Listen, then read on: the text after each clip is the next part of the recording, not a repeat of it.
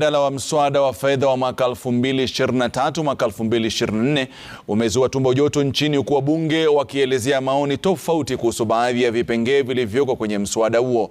Japo wabunge wa serikali wamekiri kuwa kuna baadhi ya vipengee vinavyohitaji mabadiliko zaidi, wabunge wengi wa upinzani wamekosoa mswada huo na kuutaja kuwa kitanzi kwa wananchi.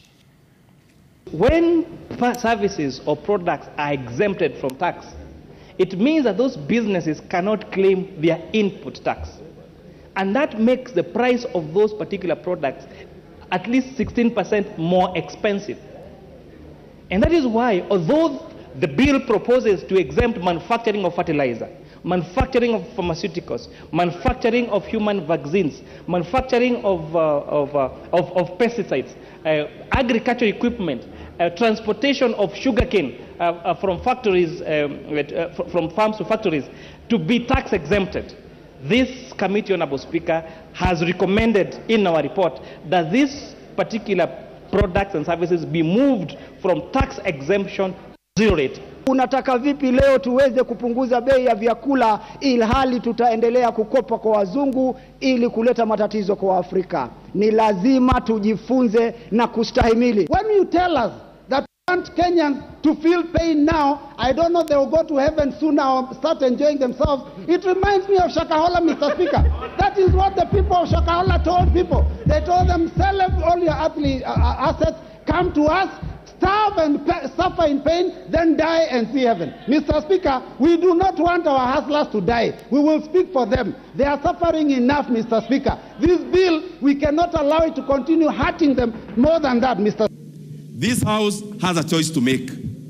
Honorable Speaker, we passed the estimates of the coming financial year. And what is it that we want to achieve, so that we contextualize and we put on the same platform on what kind of amount of money do we actually need. Honorable Speaker, whatever I have enumerated on the revenue side and the expenditure side balances. And therefore, any variation on the revenue side has to have a corresponding effect. You promised us in your agenda, keep your agenda and stop shakahollering us. We are not interested in your house. It will not even come even if you give you 100% levy. We know the truth that you don't keep your promises, and you're not going to twist us in this.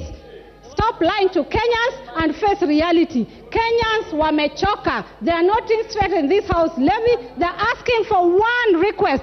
Please give us food. Mr. Speaker, in this country, we are used to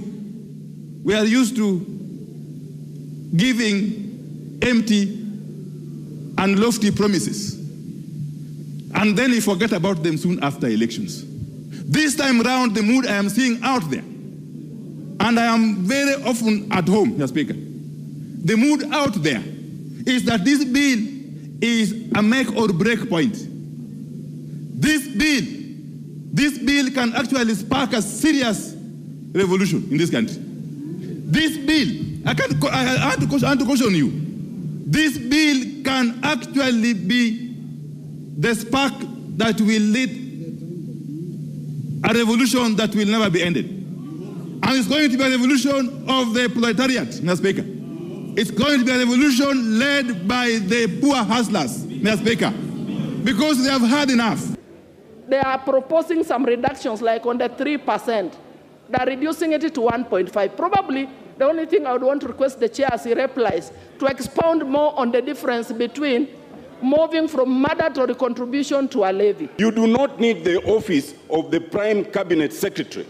You do not need all the 24 cabinet offices. The Constitution allows you a minimum of 14. You do not need over 51 principal secretaries.